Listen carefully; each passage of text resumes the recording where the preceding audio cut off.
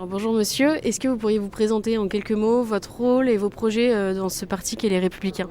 Alors je m'appelle Guy-Noël Sellière, je suis délégué des Républicains de la première circonscription du Nord, vice-président des Républicains de Lille et candidat aux élections législatives dans la première circonscription du Nord, en attente de l'investiture des Républicains. Et en tant que candidat donc, des législatives de 2022, quelles sont vos attentes et vos projets peut-être pour ces présidentielles si vous passez, si vous êtes élu et si Madame Pécresse est élue?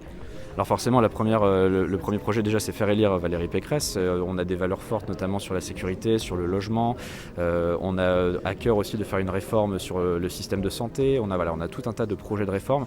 L'idée, c'est vraiment de mettre un point de rupture sur un quinquennat qui a été très compliqué pour les Français. Un quinquennat beaucoup marqué par les divisions, divisions sanitaires, divisions avec les gilets jaunes, divisions diverses et variées. Et on essaie vraiment, nous, dans l'équipe de campagne de Valérie Pécresse, d'avoir un projet de rupture et de réforme pour réformer le pays dont on estime qu'il en a vraiment besoin. Très bien. Bonjour. Qu'est-ce Bonjour. que vous attendez de ce meeting avec Philippe Juvin?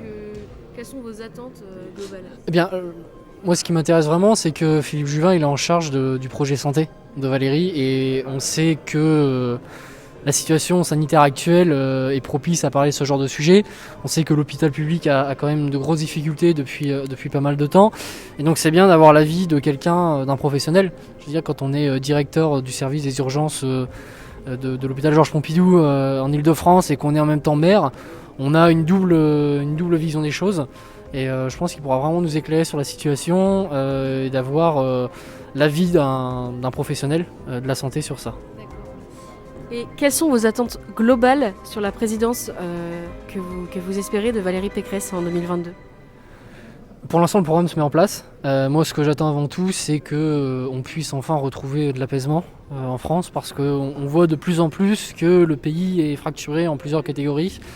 Ça, c'est une tendance très macronienne, très macroniste, de vouloir systématiquement catégoriser les gens en fonction de toujours chercher la différence, alors qu'en réalité, on a beaucoup plus de points communs.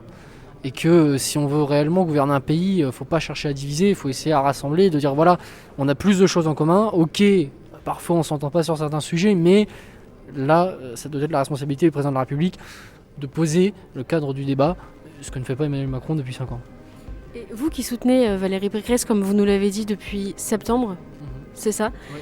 Est-ce qu'il y a un point chez elle dans son programme que vous soutenez le plus, quelque chose qui vous plaît vraiment beaucoup? Moi, ce que j'aime bien, il y a plusieurs choses, il y en a deux. La première chose, je pense que c'est tout le volet par rapport aux violences faites aux femmes. Je pense que c'est la première fois qu'on a quelqu'un qui parle en connaissance de cause, et plus qu'en connaissance de cause, c'est-à-dire qu'elle prend vraiment le sujet au sérieux. C'est pas un coup de com', elle fait vraiment les choses, elle va chercher l'expertise, la connaissance du terrain, des femmes qui sont victimes des violences, et elle est très pointueuse là-dessus sans en faire de la récupération. Elle n'est pas là à se vanter, à dire moi je suis une femme, machin, etc. Alors qu'il y a d'autres candidats, d'autres sensibilités politiques qui, au nom du fait que ce sont des femmes, forcément je suis sensibilisé à ça. Valérie Pécresse, ça reste très humble par rapport à ça, et c'est ça qui me plaît. C'est un sujet très important. Et la deuxième chose, c'est la sécurité et la défense. C'est-à-dire que là, aujourd'hui, on est dans une situation où, au niveau de la sécurité, on est en train de reculer et on a le mur qui arrive face à nous, et ça va être de plus en plus violent. Au niveau de la défense, c'est-à-dire que, on a encore une fois le président de l'Azerbaïdjan qui a proféré des menaces face à Valérie Pécresse, qui a dit que si il avait su que Valérie Pécresse était venue en Azerbaïdjan, il l'aurait retenue là-bas, ou en tout cas, elle serait pas repartie. Donc c'est quand même assez dingue, même de ne pas avoir un président de la République qui dit c'est une honte, etc. Donc il y a tout plein de choses à refaire, et je pense que les deux sujets, c'est vraiment défense et sécurité, et les violences faites aux femmes, ou cette attitude humble en fait par rapport à ce sujet-là, qui est un sujet très, très important et très, j'ai envie de dire, personnel. Alors bonjour monsieur, donc on est ce soir au meeting de Philippe Juvin. Est-ce que vous pourriez nous présenter votre parcours, vos projets et votre place dans ce parti qui est les Républicains?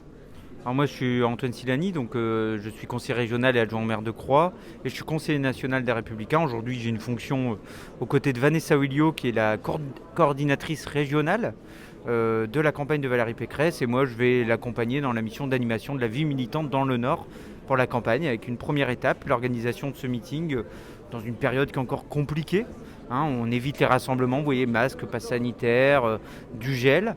Mais voilà, on commence quand même la campagne, elle est à la rencontre des Français. Aujourd'hui, un premier thème, la santé.